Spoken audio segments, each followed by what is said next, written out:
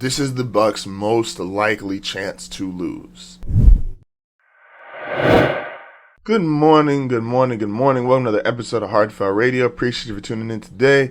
This is the show that values time, so let's not waste any. Let's start with this. Last night's game, a lot of people are going to take away a lot from it. Oh, the Cowboys look like this, or the Buccaneers look like that. This is that weekly reminder of when I come in here and I say, hey, things that don't really matter. That game doesn't really matter. The Bucs were celebrating.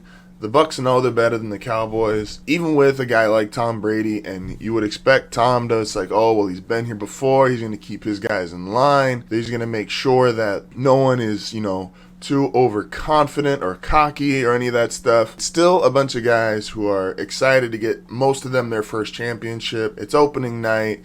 They've been told offseason how good they are. They brought back all their players. And so the fact the game was that close, that just happens, especially early in the season. Like, these guys are still people. Something that's taken for granted is there's generally more blowouts towards the end of the season versus the beginning of the season. Because even if you're a bad team at the beginning of the season, you have the same record as everybody else. You're 0-0, maybe you're 0-1, maybe you get that win, you're 1-0. Remember, the Jaguars were 1-0 last year. These guys have more pride when they feel like they have a chance. If you're getting blown out or a team gets up 2 touchdowns and you're 3-10, you're not going to react the same way as in early in the season when you think you still have a chance to win your division. I do also think another thing, the one thing that did matter from last night is teams kind of just run the ball because I feel like they're supposed to. Besides Derrick Henry and the Titans, who really is committed to a running game right now? And the Buccaneers and Cowboys have good running backs. Leonard Fournette's a really good running back. Zeke is a really good running back. I have them both on my fantasy team. Boy, do I regret that now. But it never felt like they committed to the running game, either the Cowboys or the Buccaneers. And it really doesn't feel like any team commits to the running game besides the Titans, which got me to thinking, is Derrick Henry going to be our last superstar running back? I want to dive into this more on Monday's show, like when I get everybody to play and I can see how everybody's reacting to this, and there's a really good chance you only see one running back, maybe 2. I'll give Najee Harris with the Steelers a chance to maybe get 20 plus carries. I don't think we're going to be coming to the running game that much anymore, you guys. The lack of running game, this game doesn't really matter. The Bucs are better than the Cowboys by far. Tom Brady does what Tom Brady does. We all know that, but that's what it is. So moving on from that to normally on Fridays, and I told my editor to do this too, is I will have betting going on. So normally I'll pick 5 games every Friday and I will over the spread. I don't have 5 today for me, but I want to do something interesting here. I have 5 from Tony.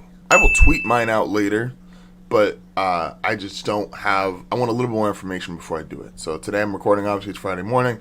I want to have a little bit more, and so I will tweet mine out probably Saturday. So Tony's got Jags Houston under for the 45.5. Jets Carolina under for 44. Miami New England under 43.5. Denver -3 against the Giants. I like that game too. And Green Bay -3.5.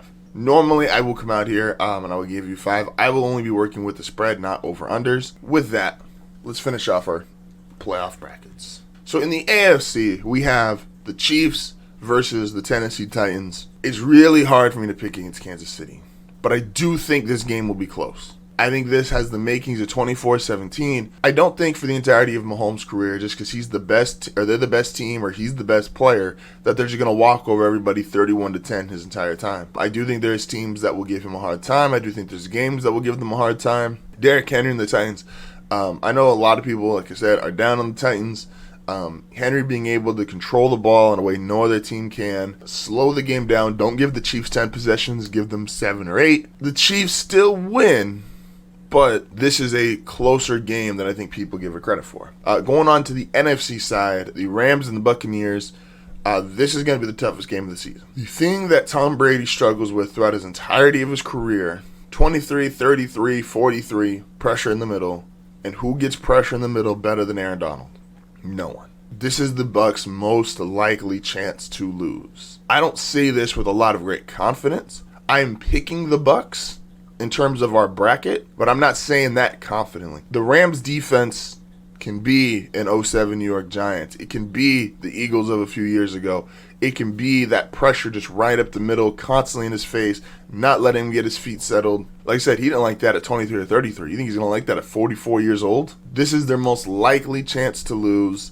I think something needs to go their way, a big play that is maybe unscripted, a turnover. The Rams are scary. This is one of those matchup things where, like I said, the Browns would go really far if they didn't have to play the Ravens. The Rams are a really tough matchup for the Buccaneers. With that being said, I will pick the Tampa Bay Buccaneers to go to the Super Bowl, but it is extremely, extremely close. I'm going to get a lot of really good games. So even though this is a rematch and this bracket feels very chalky in terms of seeding, there's going to be a lot of good games that we have to look forward to in January. Finally, our Super Bowl rematch, the Kansas City Chiefs versus Tampa Bay Buccaneers. You guys know my rule. I don't bet against Tom Brady. Now, to break this game down, I think the Chiefs will be motivated considering they lost last year. I think the Chiefs have obviously enough firepower to deal with a team like Tampa Bay.